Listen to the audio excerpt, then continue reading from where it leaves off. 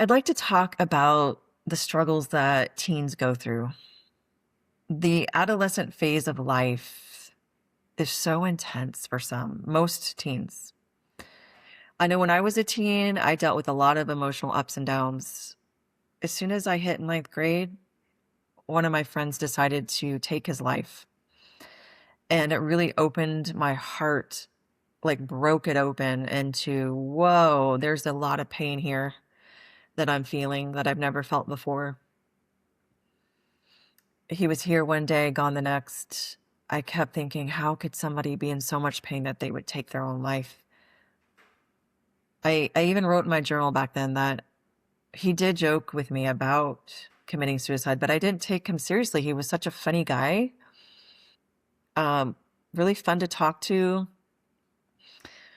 It breaks my heart to think that any teen would get to a point of contemplating suicide, wanting to take their own life. But this is what they get to, right? Because they haven't been taught how to deal with their emotions. They might be going through a lot of, a lack of self-love because of experiences they've had, and they don't know how to grow through those experiences because they're not taught. Let's face it. In our society, the main things that we feel are important for our kids to learn: math, science, language, art. They need to learn how to write. They need to play football. They need to get into college. That story is slowly changing in our society, which is great.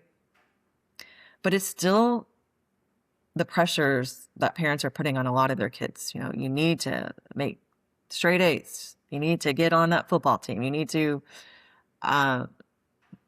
work hard, so hard that you have no time in the day to be creative or connect to something bigger than yourself, right? The teen years are a lot of identity shifts. They're changing who they are, who they want to be. It's going to change so much. I tell my daughter that all the time, like, who you feel like you are today, the clothes that you're wanting to wear today, I promise you next year, it's going to be different because it's already different from last year. And I remember going through that, right? The teen, changing what kind of clothes you want to wear, changing who you're hanging out with, what music you're listening to. It's always changing. And this is part of those years. And that's why it's such an intense time. Also, as a teen, you don't have your prefrontal cortex is not fully developed. It's not fully developed until you're in your 20s. So your brain is still under construction in those teen years. This is why teens get a bad reputation of making really bad decisions, right? Because they're not fully developed there. This is why they're still teenagers and not considered adults. They need adult guidance still. And part of that guidance needs to be us teaching them how to manage their emotions, how to feel the anger and learn from it and grow from it in a healthy way, how to feel that sadness, cry it out, use it for creativity, learn and grow from it. There's so many different tools that they can use from ancient times, from modern times. But I personally feel the main thing that's missing is that connection to source. And I strongly feel that this is how teens and adults can get to a point of wanting to take their life.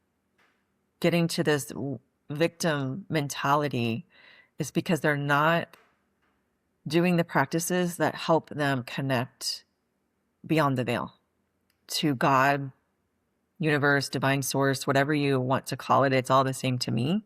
It's an essence that connects us all. It is our creator source where we go home to when this life is over. It reminds us, by letting us feel into it, that we are here for a reason. There is a purpose. Everyone has a unique purpose in this world. And as a teenager, you don't think that. You're like, I'm just this little thing. Nobody notices me. Nobody understands my feelings. I'm confused of who I am, and I'm getting the pressure here that I need to figure out who I am. What college am I going to go to? I don't know. There's a lot of pressure on teens these days. And back in my day, 30 years ago, there's a lot of pressure too. We need to help teens understand that they don't need to know who they are. their brain is still developing. What they need is just learning the tools to manage the big emotions that they're feeling, and to develop those tools of feeling gratitude and love for who they are, knowing that they are this unique light, that when they shine it bright upon the world, everyone else is shining their light upon the world, then it comes together and makes the world a better place. So the more they work on themselves, the more they're helping the world. And that's something a lot of teenagers are not taught. They help themselves be better people internally, and they radiate that love and confidence out, then they actually help others around them. And that ripple effect goes across the world, right? What's happening to deal with society and the people and the big emotions of people around them is what they're doing is they're turning off their true self. And if you are a parent that has a teen or has gone through the raising a teen, you know that moment when you see the light turn off. It's like, where did my fun, precious, smiley child go? They disappeared, and where are they? I missed them. I know my daughter is 14, and I look back at videos from her at 9, 10, 11. Where did that light go? It breaks my heart, but I also know that it's temporary. A lot of teens are turning it off, their true self, because all of a sudden they're not sure who their true self is. They're around different people, they're feeling different energies, and it's confusing.